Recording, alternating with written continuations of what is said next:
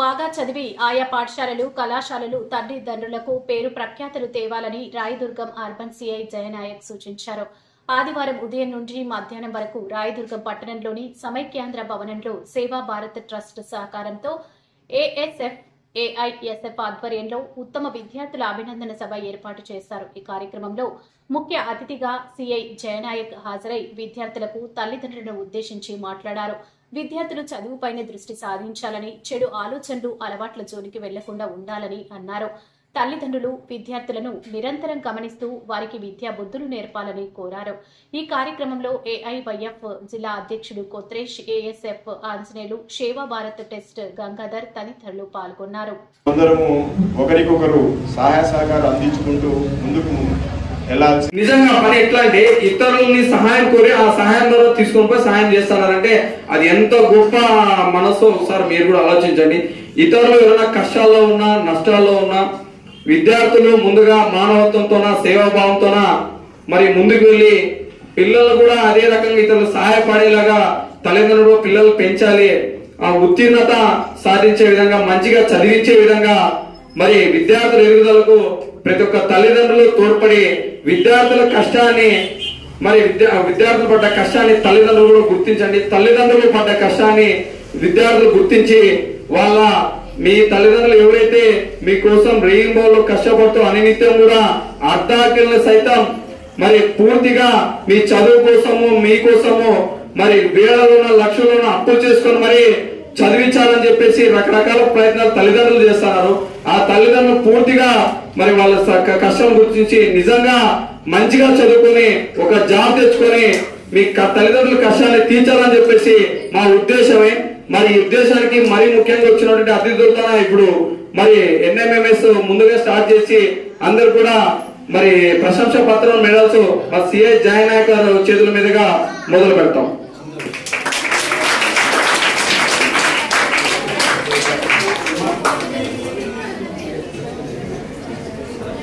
మరి సిఐ జయనాయక్ సార్ని ప్రశంసా పత్రంలో మెడల్స్ ఇవ్వాల్సిందిగా కోరుతున్నాం. పేర్లు పిలిచిన వాళ్ళు నిదానంగా అమ్మా, ఎవరు లేదండి. వ్యాధులు వస్తున్నాయి. దీనికి కారణం ఏమిటి? పిల్లలు ఆడుకునే వయసులో ఆడుకోకపోవడం వల్ల, వాళ్ళకి ఎక్కువ స్ట్రెస్ పెరగడం వల్ల, స్కూల్లో మాత్రమే గ్రౌండ్లో పెట్టి అక్కడ పీఈటీ ద్వారా పిల్లలకి క్రికెట్ అయితేనేమి, వాలీబాల్ అయితేనేమి, స్పోర్ట్స్ అయితే ఏదో ఒక అంశంలో వాళ్ళకి కనీసం ఒక అరగంట సేపు ఆటల్లో వాళ్ళ మానసిక ఒత్తిడి తగ్గించుకునే విధంగా ఏర్పాటు చేయకపోవడం వల్ల ఈరోజు తల్లిదండ్రులు కూడా పిల్లల్ని ఎలా చూస్తున్నారంటే, నా కొడుకు ఈరోజు ఫస్ట్ ర్యాంక్ వస్తే 90% మార్క్ వస్తే చాలు అని చూస్తున్నారు. సరే 90% మార్క్ వస్తుంది, 10th చాలా మంది పేద విద్యార్థులు చదువుతున్నారు. మరి మీరు కూడా నేను ఒక 2 నిమిషాల్లో టైం అయిపోయింది, 2 నిమిషాలు ముగిస్తాను. ఈ అనంతపురం జిల్లాలో చాలా మంది విద్యార్థులు ప్రైవేట్ కార్పొరేట్ విద్యా సంస్థల్లో వేలకు వేలు లక్షలకు లక్షలు పెట్టి విద్యని అభ్యసిస్తున్నారు.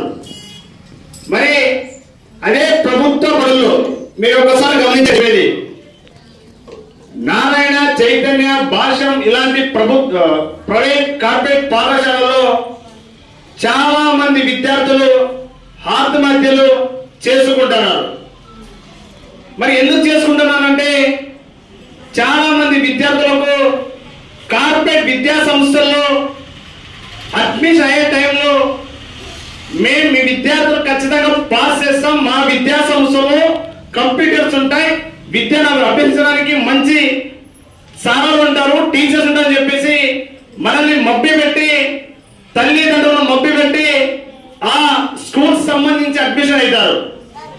మరి ఒకే మంచి స్కూల్లో ఖచ్చితంగా మా పిల్లలు చదువుతారని చెప్పేసి మనం విద్యార్థులను ఆ స్కూల్లో అడ్మిషన్ చేపిస్తే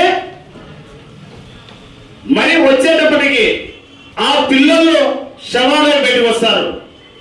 మరి ఎందుకు చెప్తున్నా అంటే మొన్న నారాయణ కళాశాలలో చరణ్ అనే విద్యార్థి ఫీజు కట్టలేని చెప్పేసి ఒత్తిడి గురి చేస్తే ఆ విద్యార్థి అవమానం భరించలేక నలుగురిలో ఈ కళాశాలలో మర్యాద